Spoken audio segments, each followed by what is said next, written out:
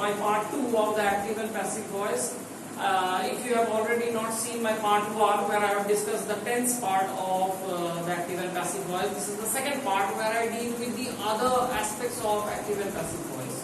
So if you have not watched the part 1, I suggest you first go and see the part 1 of active and passive voice. There you will have the basic foundations and the idea about active passive voice, the tenses and the rules. I have given particular formulas for you where you can be aware about the tenses of the active and passive voice. Now this is the second part of it. First one was the first part, then the second part. Okay.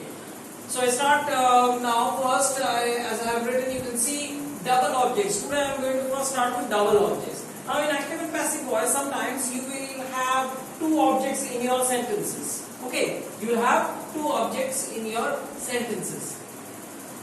Like for example,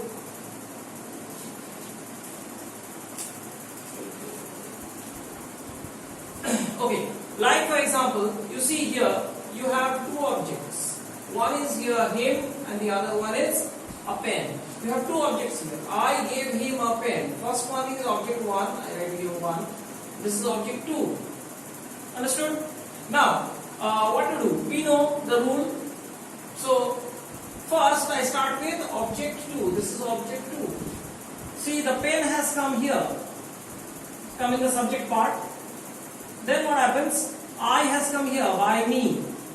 Now the rule here is the object which remains here. This object 1. This object 1 has come over here. Okay, so I'll explain it again.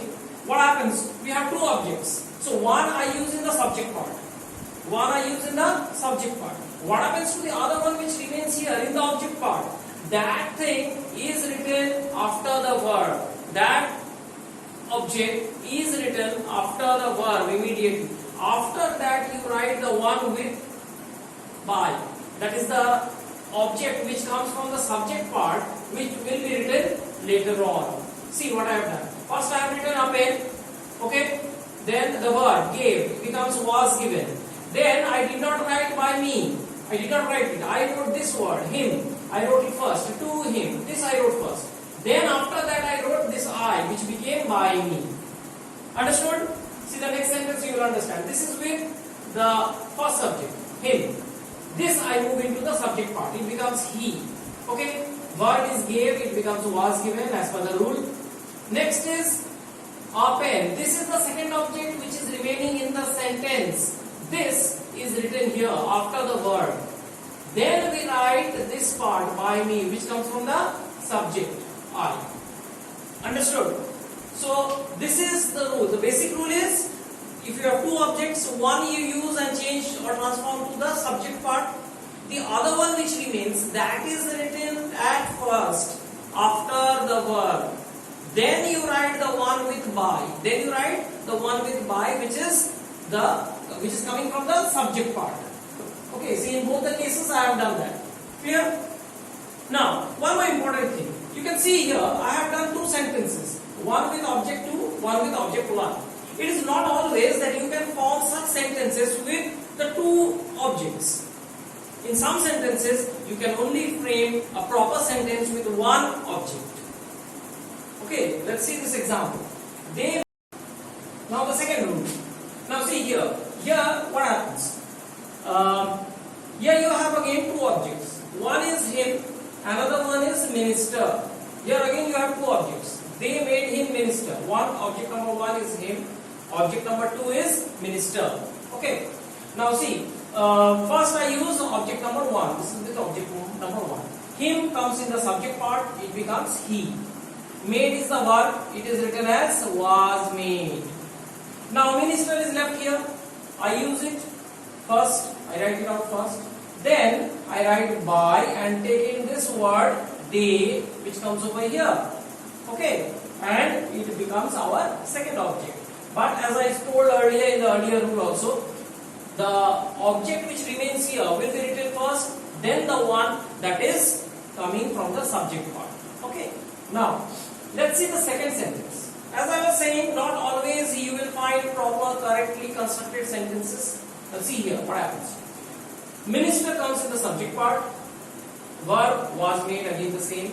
Him comes here because this is an object which is here. This object number 1, it comes here. Then by them. Now see, as per the grammar rules, as per the rules of active passive, it is okay. But if you look at the meaning, this sentence has a proper meaning. He was made minister by them. Okay. Minister was made him by them. Makes no sense. So, although grammatically this sentence, or as per the rules of active passive, we have followed all the rules and written it, this sentence doesn't have any meaning. So when you are doing sentences with two objects, be very careful as to what you are writing. Whether your sentence has a proper meaning or not, that has to be very important when you are writing. Okay, so actually in answers you have to write only one sentence. I am just showing you the two different answers. But when you write the answer, you should be careful what you are writing, which object you are choosing to write in the subject part. Okay, so if you choose this one, then it is wrong.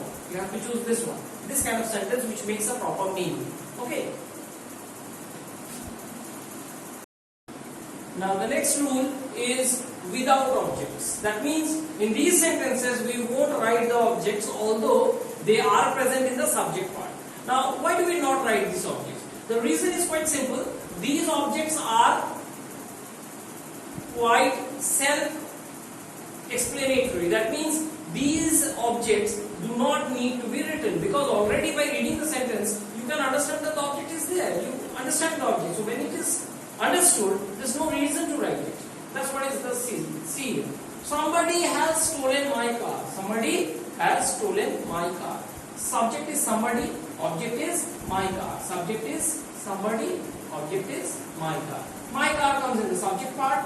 Has stolen becomes has been stolen. Now I did not write by somebody. I have not written it. The sentence has ended with a full stop. Why so? The reason is quite simple. My car has been stolen. The thief has obviously not written his name and address and phone number and told that I have stolen it. Quite obvious. So this somebody is someone. XYZ. We don't know the person. Because we do not know the person, he doesn't have a name. He is addressed as somebody. Quite simple. So because it is somebody, we do not know the name of the person, we cannot identify him. We know it is someone. So when we know it is someone without a name, we have not written it. Number 2. This is very common and many mistakes take place here. See, the police arrested the thief. The thief comes in the subject part. Arrested becomes was arrested as per the rules of tense. The police, I have not written. Why? Now see, let me explain. The right to arrest. The right to arrest is only reserved for the police. But if it is written the police caught the thief, then you have to write the thief was caught by the police. Now why? The difference is between the words caught and the word arrested. Now the word caught means to catch, and anyone can catch the thief. You can, I can, the police can, anyone can catch the thief. So if that is the word or the verb given, then you write the object. Clear? But if it is written arrested, the right to arrest is only reserved for the police. Okay, we can catch the thief, but ultimately what we do? We hand him over to the police, and the police arrests that thief or that robber. So here, the thief was arrested means automatically he was arrested by the police. That police part is not to be written, there is no need to write it because it is already understood from this sentence, from this particular verb arrested. Last one, he did his homework. Now see here, he did his homework. His homework was done, did becomes was done. I have not written by him. Why? The reason is quite simple. His homework will be done by him, quite natural. You get your homework in school, you do your homework, quite simple. This person has got his homework, this boy has got his homework, he has done his homework. So, his homework is done by him, it is quite obvious. But, if it is done by someone else, suppose his mother does this homework. So, his homework was done by his mother, then I would have written it. Why? The homework belongs to him, it was done by a separate person, that is his mother. They are two different persons, his mother and he, they are a separate person. But if his homework is done by him, her homework is done by her, that by her or by him part is not to be needed to be written here because it is quite obvious, and things which are quite obvious are not needed to be written. And in these sentences, mind you, one important thing, in these sentences you will say, suppose I write by somebody, suppose I write by the police, here I write by him. What will happen? The thing is, if you write the object in these sentences, your sentence will be wrong. If you do not write the object, then your sentence will be right. If you write the object, your sentence is wrong in these sentences. And if you do not write the object, then your sentence is correct. Okay, now the next rule. Next rule is prepositional verb. Now first we have to understand what is prepositional verb. In the earlier sentences you have seen the verb is without any attachment. Okay, there is nothing there. There is a subject, there is a verb, and there are one object or two objects. That's it.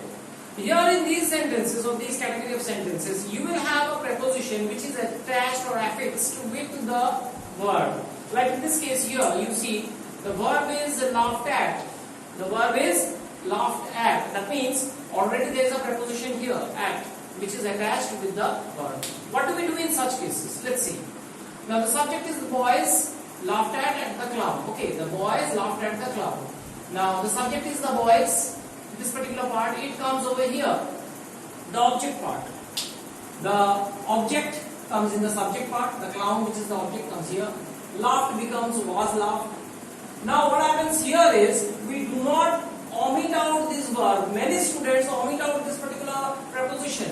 After the verb, there is this word at. I have written it. Do not omit it. After that, after this preposition, you will write by. Okay. Now you may question, there are two prepositions, at and by. No. We normally know we do not write two prepositions side by side. Okay, that is right. But here what is the thing? The thing is, laughed at is a total compound.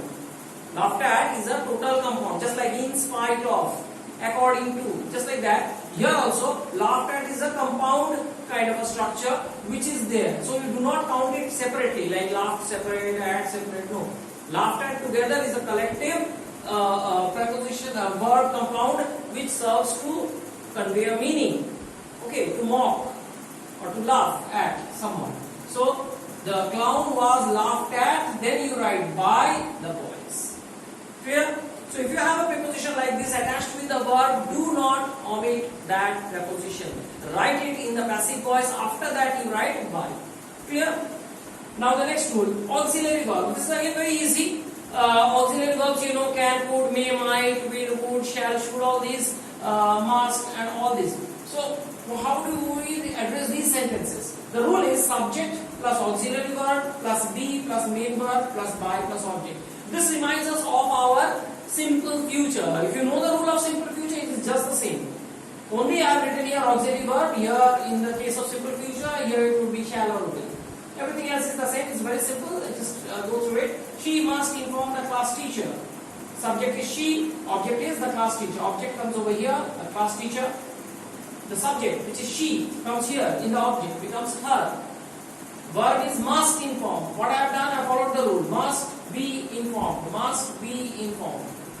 Auxiliary verb must be, and then main verb third form. Inform becomes informed, and then by, as per the rule.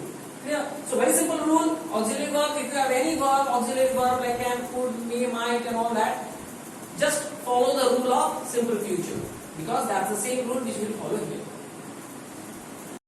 Now we come to the next rule, which is in case of imperative sentences. Now imperative sentence, you know, you have ordering sentences on one side and the other is requesting kind of sentences. So what happens when we have such sentences? How do we turn them to passive? Let's see.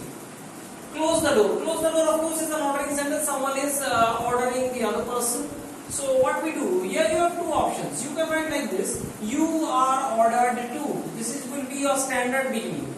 This will be your standard beginning. You are ordered to. This is your standard beginning. After that you write the sentence as it is. No change. Close the door. You are ordered to close the door. This is one option. Second option is you can use let. For this I have written a formula. You can see let plus subject plus be plus main verb third form. So first I write let. Then I write the subject, which is the object part which comes in the subject, the door. Then it's be, and then the verb close. It is in the third form. Close. Let the door be closed. This is one more option which you can write. in case of ordering. But when you are writing the sentence, you have to be very careful as to whether that sentence can be formed with let or not. You have to see that. Okay, like do not run in the sun. You cannot write it with this. You have to write you are ordered not to run in the sun. Okay, so you have to be careful when you are writing. Now let us see requesting sentences. What happens? Please help the beggar. Please. This is one word which is suggests that it's a requesting kind of word. So you are requesting someone. For this, just like this one, you are ordered to. Here you will write you are requested to. Then after that, you will move on. Please write help the beggar as it is. So you are requested to help the beggar. This word please is removed, and instead of that, we write this part. You are requested. Now, I come to the most important part, which is the questioning sentences. Now, there are two different parts of questioning sentences. One is with WH words, and the other one is with verbs. Now, verbs means am, is, are, was, were, has, have, had, any of the words. Okay, and I'm going to do that first. I'm going to go over step by step. Now, you do not need to do these steps in your answers. But when you are practicing for the first time, questioning, these are the steps which you need to follow. Why? You will get an idea as to how to form these sentences. What is the rule? Just like in your lower classes, when you did some maths, you did the step-by-step formulation of it. Then later on, when you be older and you did this mentally in your mind. So similarly, first when you begin with these sentences, you have to do these sentences in your copies or on the board or wherever. You have to do it, right? After that, you can do it mentally. First, you have to do it in the board, the copies, and then you can do it mentally. So here I have written out the steps. Okay, the first is the question. See, have you seen the tiger? This is our question. Have you seen the tiger? Sentence begins with a verb. Okay. So what is the first step that we do?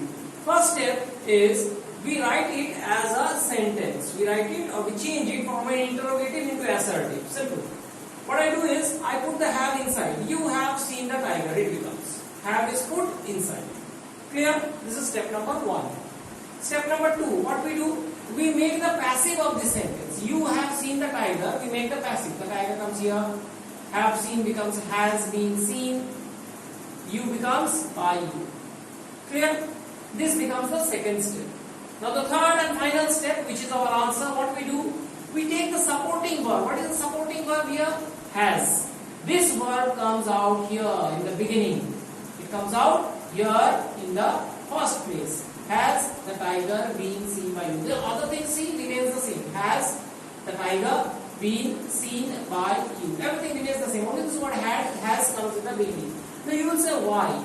Because if you see the question was interrogative. The question was ending with a question mark. I also have to transform it into a question. I cannot end it here like this with a full stop. No, I have to change it into a question. So that's exactly what I have done. I have changed the questioning sentence into a questioning sentence again. But the change that has taken place is from the active, I have made it into passive. From the active onto the passive. But the only structural changes that have taken place have been done here in step 1 and step 2.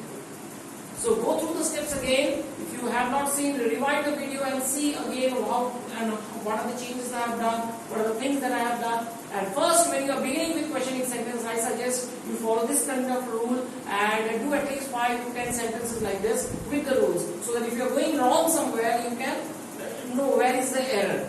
Then after that, you can do it mentally in your mind. Okay. Okay. Now we come to the sentences with WH words. Now here the questions will be asked with WH words.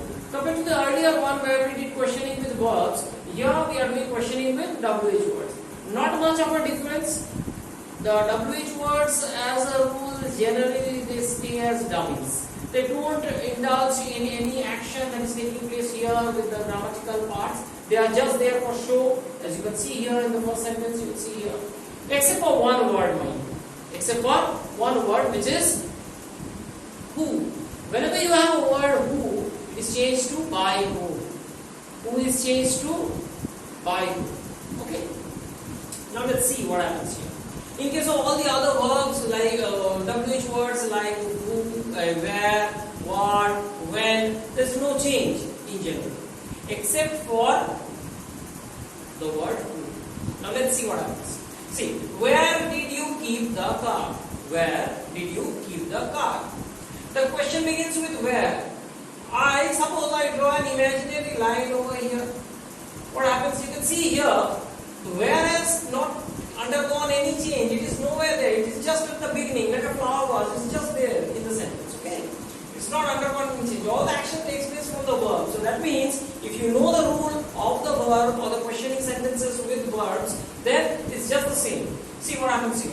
Did you keep the car? I omit out where. I start with did. Did you keep the car? It is changed to you kept the car. Why? Did goes inside keep. Did goes inside keep. It becomes you kept the car. Change to the car was kept by you. Our passive is done. After that you have this word was, which comes at the beginning. It becomes was the car kept by you? Question mark. Where is written only at the beginning just for show. It doesn't take part in any grammatical changes that take place. It all starts with the verb. You can see as you had done earlier, the same thing happens. The WH words get separated and only the other part, that is from the verb till the end, it takes place, all the changes takes place there. Now we come to the word with who. Who took my pen? If there is a word sentence with this, who, what will happen? Who is changed to by whom? I told you. Who is changed to by whom? Who took my pen? By whom? The pen. It will be the pen, sorry. By whom? The pen was taken. Okay? But here I have to make one change. I have to take the supporting verb outside. So it becomes by whom was the pen taken. So who took my pen? What I did first, I changed who to by whom. Then I wrote the pen first, which came from the object part here. Took becomes was taken. And then the next step, the final step, which is by whom. So was came outside, was the pen taken. So our question was this, who, and this is our answer, by whom. So only change you can see, who becomes by whom. This sentence, took the pen, was made into passive and the supporting verb came outside. By whom was the pen taken. Same case with here also. Our question was here, where did you keep the car? In the passive I change it into where was the car kept by you. This is step number 1. This is step number 2. Same and similar just to what we did in case of verbs. Okay, sentences, questions with verbs, the same rule applies. Okay, I hope you have understood the rules that I am trying to explain it out to you in this segment of the active and passive voice. And if you have understood it, show your liking in the form of a likes, a thumbs up to this video, and share it among your friends so that it may help them out also. And of course, subscribe to my channel. Thanks for watching.